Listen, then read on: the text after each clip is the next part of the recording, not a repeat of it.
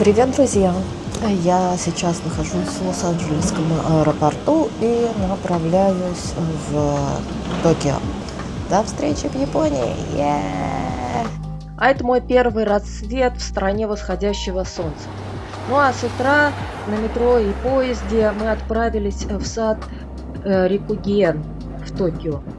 Название Рикугиен буквально означает «сад шести принципов поэзии».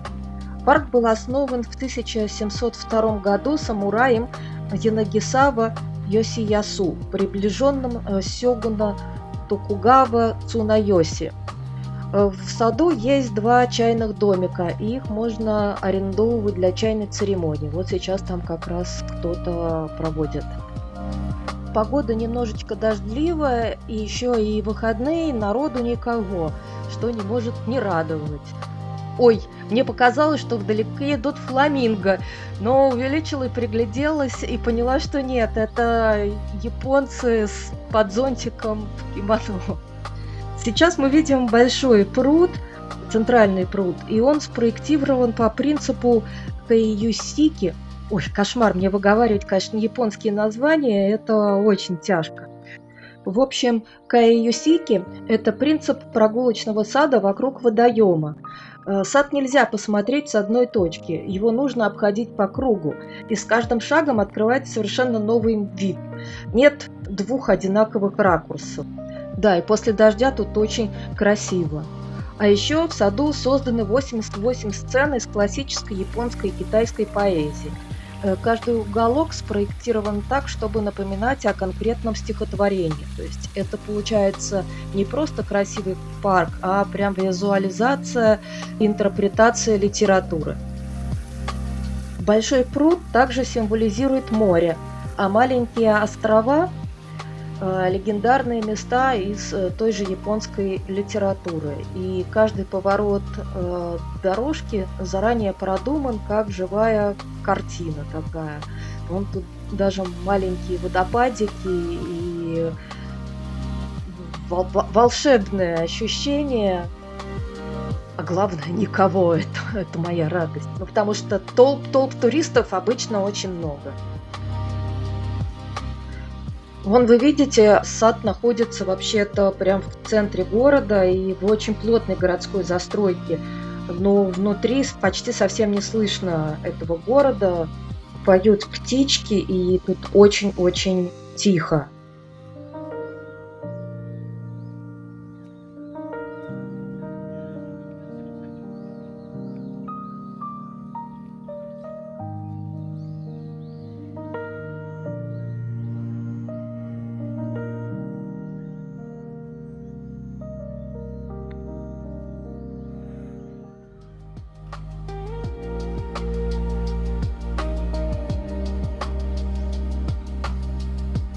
Снова вид на пруд, но уже с другой точки.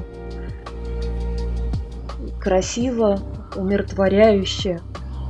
В парке есть несколько холмов, и все эти холмы созданы вручную, из земли, вынутые при создании этого самого пруда.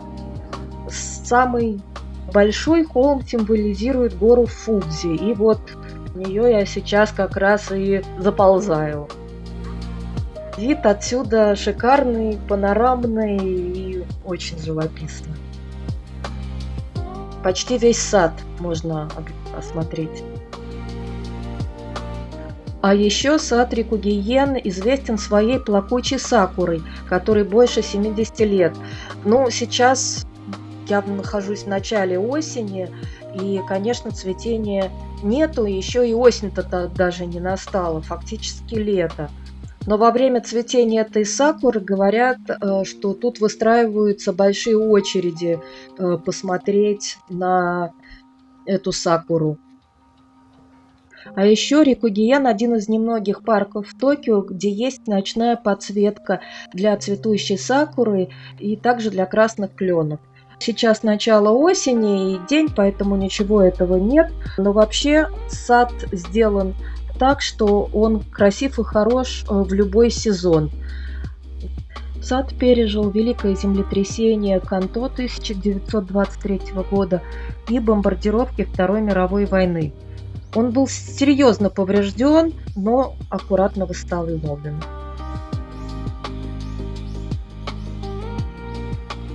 А это маленькая бамбуковая рощица, но по сравнению с рощей в Киото просто какие-то хворостинки. Ну и мы незаметно почти приблизились к выходу из парка.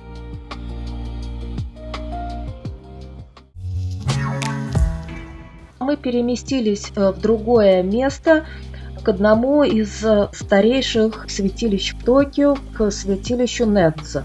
Недзо Шрайн была основана аж около 1900 лет назад. Офигеть, как давно. Удивительно тихое и умиротворяющее место. Вон карпы красивые.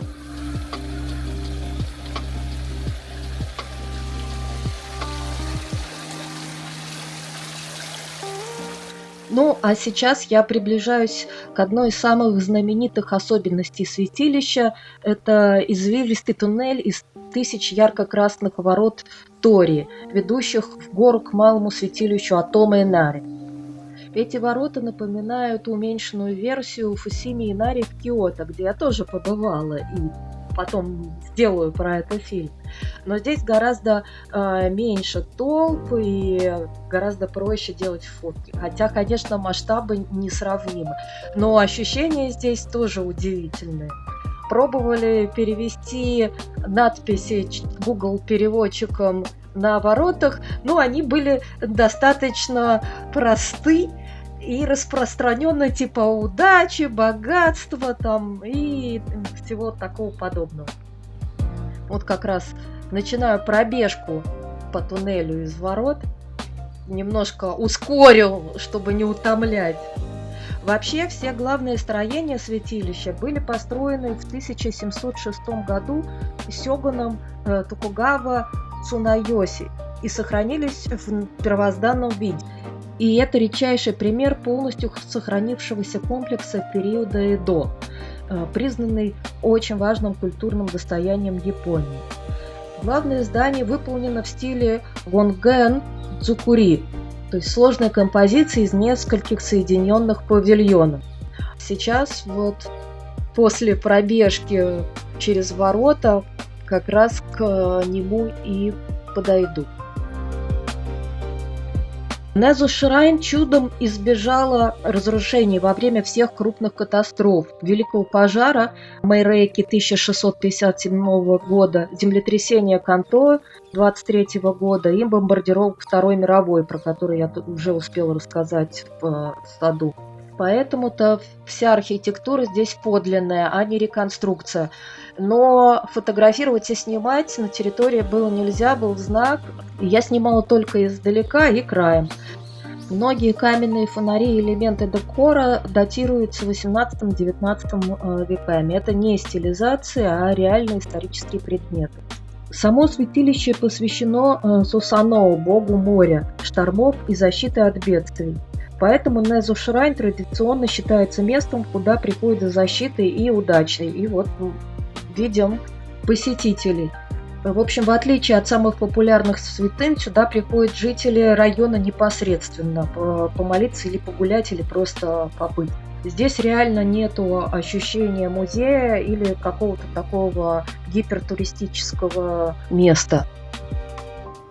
А еще каждую весну в апреле-мае тут проходит знаменитый фестиваль азалий. Более 3000 кустов азалий, вот как раз сейчас мы их видим, различных сортов расцветают одновременно и превращаются в ковер из розовых, красных и белых и фиолетовых оттенков. Я видела на фото, это фантастика, конечно. И тут помимо рыб я увидела черепах. Это, конечно, совершенно замечательно. Она, не знаю, голову чешет. Я обалдела и давай их снимать.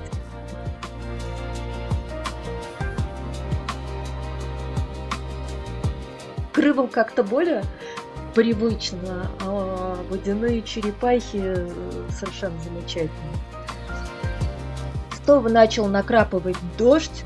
Мы перебежками тут в какой-то момент передвигались. Был даже очень сильный ливень. Но, слава богу, не постоянный, так что получилось продолжить прогулку дальше.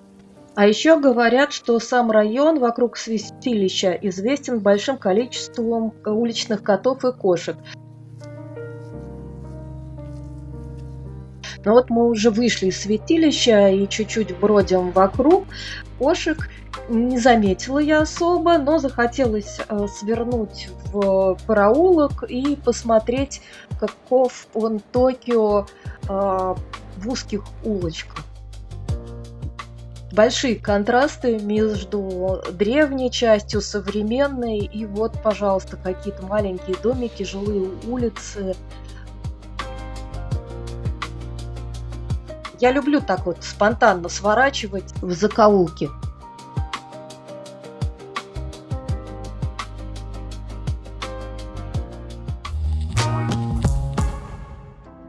А тем временем настал вечер, и мы переместились в район Акихабара, или в народе, как его называют, Electric Town. Название Акихабара буквально означает «поле осенних листьев».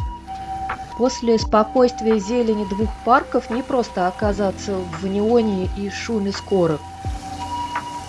А вот тут я уже реально напряглась, и израильтяне меня поймут, потому что звук этой сирены очень похож на звук израильской сирены воздушной тревоги. Но, конечно, никакой тревоги тут нет, и это была скорая, ну или еще какая-то служба. Сворачиваю на одну из главных улиц и вижу милых японских девочек, рекламирующих кафе, магазины и прочее. Интересно, что здесь я заметила, что когда они видят, что их снимают, они начинают закрывать лицо фотографиями и рекламками. А вот на других улицах они так не делали. Так что я даже подумала, что это за девочки. Реально ли они только рекламные промоутеры и все. В общем, смутили они меня этой своей скромностью. Ну, а я постаралась их не слишком нарочито снимать. А вообще, именно в этом районе появились первые в мире мейд-кафе. Кафе с официантками в костюмах горничных. И было это где-то примерно в 2001 году. Сейчас их здесь очень много, и концепция распространилась по всему миру. Но я про них ничего не знала, потому что в область моих интересов попадали другие кафе, типа контактных мини-пиги-кафе, которые я таки посетила. Вообще, до Второй мировой войны в Акихабара был овощной рынок. Электронным районом Акихабара стало случайно. После войны американские военные продавали здесь радиодетали, и район постепенно превратился в центр электроники.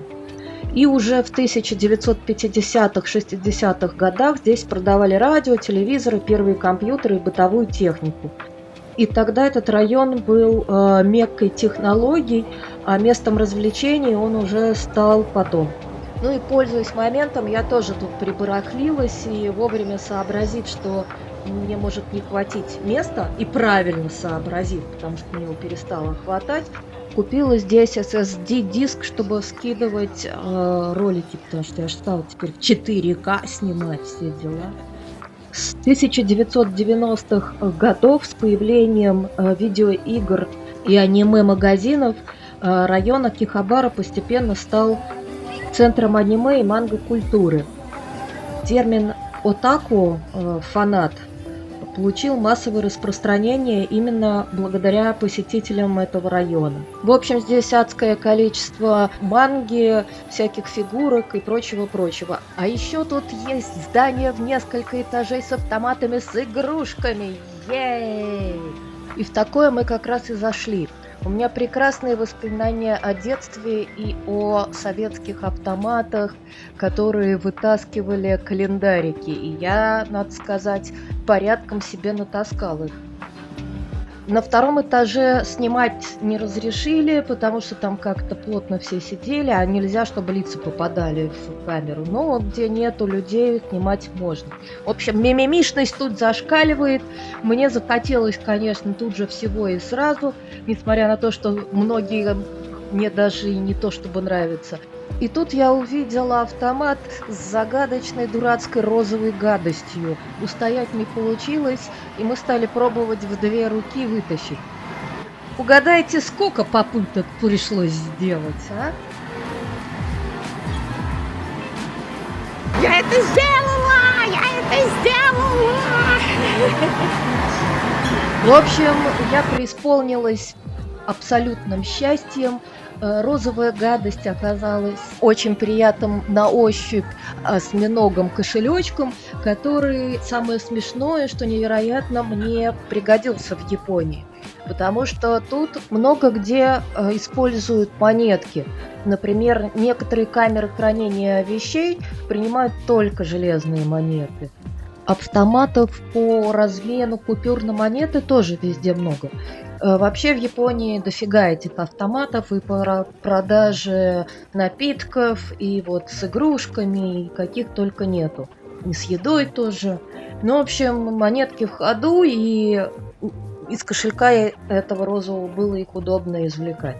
Везде понатыкана куча плюшевых игрушек, от больших до малых. Все носят их на рюкзаках, на сумках, и я себя чувствую очень комфортно. Я же люблю плюшевое это счастье. Ну и также везде полно кавайных девочек, машущих руками, что-то все время предлагающих и мило мурлыкающих. Все везде блымкает, сияет, везде куча вывесок, картинок, каких-то рекламных щитов. Обрушивается невероятное количество визуальной и текстовой информации.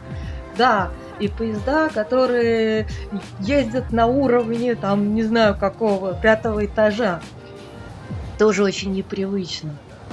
Вон, пожалуйста, какой-то космонавт загадочный. Какой-то совершенно другой мир. Не могу сказать однозначно, что будущего, потому что много есть и ретро, но точно другой мир. Особенно с поездами этими, под которыми можно проходить, которые несутся на большой скорости по мостам на уровне многоэтажных зданий. Ну, естественно, в какой-то момент я поняла, что голова у меня идет уже полностью кругом, что, кажется, я прохожу по одному и тому же месту уже, наверное, раз в 5-й, что у меня случилась уже полная перегрузка восприятия, и скоро моя внутренняя батарейка, наверное, окончательно сядет. И я поняла, что пора потихоньку двигаться в сторону дома. А это значит, что надо было рассчитать маршрут с помощью Google карты до нужного мне места и доехать туда на поезде. А расстояния в Токио оказались огромные. То есть минимальная поездочка на метро, ну, это минут 25-30. Это вот самый минимум. А все остальное берите больше.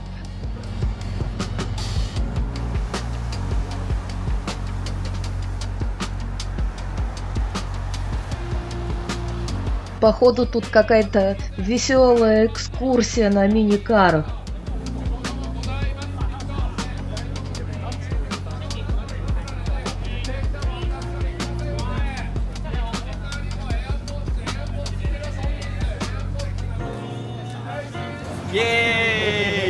Да, молодежь тут вполне открытая, веселая и идет легко на контакт. Среднее поколение и старшее, конечно, сдержано. Ну вот я нашла нужную мне станцию, теперь надо будет найти в нее вход. Метро в Японии это отдельный очень-очень сложный квест. Я думаю, что я постараюсь сделать отдельный ролик, посвященный ориентировке в японском метро. Ну, в общем, как раньше передвигались до того, как надписи все были переведены также на английский туристы, я не представляю. Задача серьезная, правда. И с первого раза получается с трудом. То есть в какой-то момент я привыкла, что обязательно что-то, да я упускаю из вида, и обязательно либо пропускаю один поезд, либо сажусь не туда. Ну, в общем, как-то так. А сейчас я потихоньку буду с вами прощаться. Спасибо большое, что провели со мной это время. Ставьте лайки, подписывайтесь по традиции YouTube. Обязательно скажу эту фразу. Спасибо, до встречи, пока-пока. И да, в описании к видео выложу в общий доступ мою Google карту с точками, которые я посещала, и презентацию мира с картинками, также с ссылками и другие материалы, в которых я планировала свою поездку.